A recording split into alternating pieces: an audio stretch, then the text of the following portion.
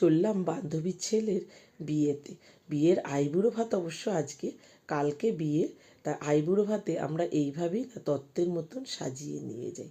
Hello friend, সীমা দাস ব্লগে তোমাদের সবাইকে স্বাগত জানাই। চলে এসেছি ছোট্ট একটা ব্লগ ভিডিও নিয়ে। আর এই যে বলছিলাম আইবুড়ো ভাতে এইভাবেই তত্ত্ব সাজিয়ে আমরা নিয়ে যাই।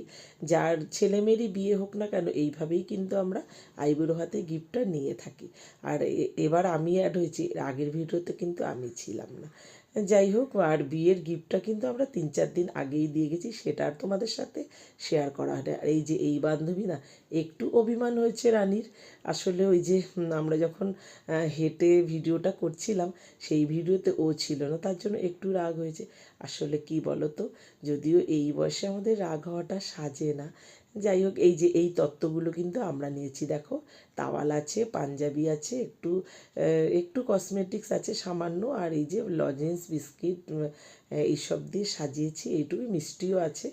তা এই হলো আজকের সাজসজ্জা। পুরো বিয়ের ভিডিওটা তোমাদের সাথে শেয়ার করতে পারবো কি না জানি না। আসলে আমি যেই ফোনটা দিয়ে ভিডিও বানাই, সেই ফোনটা না আমার ছেলে একটু বেড়াতে গেছে, ও নিয়ে গেছে। আসলে ওর ফোনটা একটু ডিস্টার্ব করছিল বলে তাই ওই ফোনটা নিয়ে গেছে। তবে আমি যেই ফোনটা সবসময় ইউজ করি সেটা দিয়ে করছি। হয়তো তোমাদের দেখতে একটু খারাপ লাগবে, কিন্তু একটু অ্যাডজাস্ট করে নিও। তা এই যে এই বান্ধবীর ছেলে, দেখো, হয়তো তোমরা আমার আগের ভিডিওতে এই বান্ধবীকেও দেখেছো। তাহলে চলো, আজকে এইটুকুই রাখলাম। এরপরে অনেক অনুষ্ঠান আছে, যদি সম্ভব হয় নিশ্চয়ই তোমাদের সাথে শেয়ার করব।